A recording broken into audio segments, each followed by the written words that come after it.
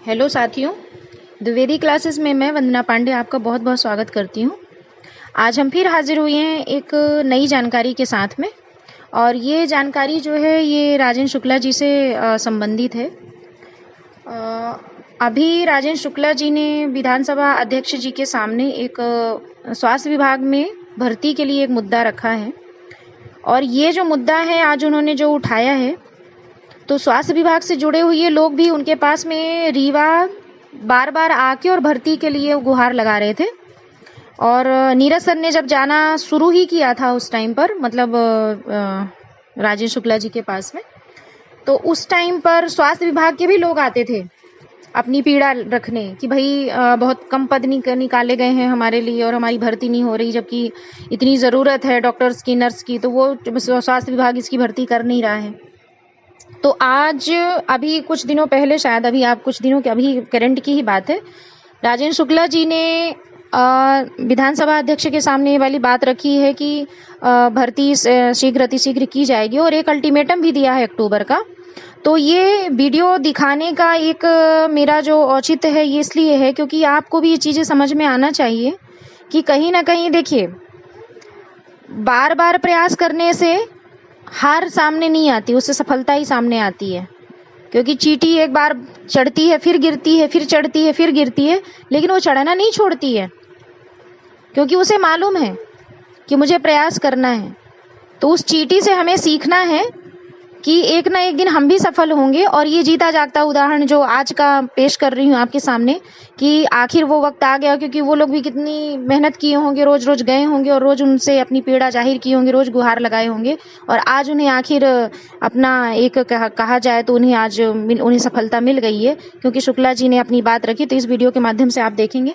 माननीय अध्यक्ष महोदय, जो पदों की रिक्तता के बारे में तो मेरा जवाब जैसा प्रताप ग्रेवाल जी का सवाल था कि हमारी कोशिश रहेगी, यदि कोई वैधानिक अड़चन नहीं आएगी तो अक्टूबर के महीने तक हमारी भर्ती की प्रक्रिया पूरी हो जाएगी और जो डॉक्टरों की कमी है उसकी प्रतिपूर्ति हो जाएगी। और जब तक पद खाली हैं नियमित डॉक्टरों के, तो एनएचएम के माध्यम से भी हमारी कोशिश रहती है कि विशेषज्ञ और चिकित्सा अधिकारी हम एनएचएम से संविदा पर लेकर और उसकी प्रतिपूर्ति करते हैं। तो इसलिए आपको कुछ दिन और इंतजार करना पड़ेगा। आप संवेदनशीलता को मैं समझ रहा हूँ आपकी। हमने बताया ना, अक्टूबर के महीने तक हमारी पूरी कोशिश है, क्योंकि इंटरव्यू होंगे, आवेदन आएंगे, पीएससी में 5 बोर्ड बैठते हैं, उसमें कई गुना ज़्यादा अभ्यर्थी आ जाते हैं, तो उसके इंटरव्यू में थोड़ा समय लगता है। लेकिन आपके लिए बड़े संतोष की बात है कि डॉक्टर मोहन यादव जी की सरकार ने IPHS नॉर्म्स को जो अप्रूवल किया है, उससे मानव संसाधन की कमी का एक बहुत बड़ा परेशानी दूर हुई है। तो आने वाले समय में आपको आपकी ये कमी दूर हो जाएगी। और बाकी जो आपने स्वास्थ्य सेवा और ट्रांसफ़र की बात कही है, तो इस समय वैसे भी ट्रांसफ़र में बैन लगा हुआ है। आमतौर पे तो किसी का ट्रांसफ़र किसी ज़िले से दूसरे ज़िले में हो नहीं सकता है, बहुत विशेष परिस्थितियों में ही होता है। यदि उसके बावजूद कुछ हुआ है तो मैं देख लूँगा, और आप तो कभी भी मिल सकती हैं, बात कर सकती हैं, और आपका सारा काम हो सकता है। देखिए कितने अच्छे तरीके से वो अपनी बात रख रहे हैं, और यहाँ पर बात भी रिक्त पदों की हो रही है कि जब पद हैं तो भर्ती जरूर की जाएगी। तो हमारा भी मुद्दा एक दिन हमें ऐसे ही हाईलाइट करना है कि भाई जब पद हैं तो भर्ती भी जरूर की जाएगी।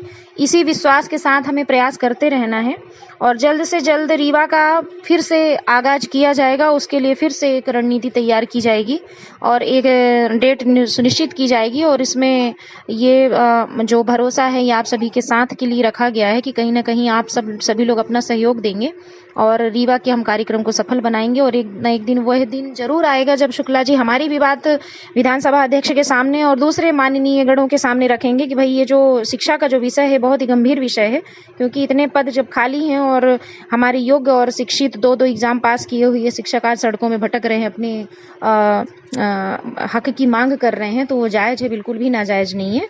तो हमें भी एक दिन हमें प्रयास से सफलता मिलेगी, और आप सभी लोगों का सहयोग बहुत अनिवार्य है। बहुत बहुत धन्यवाद।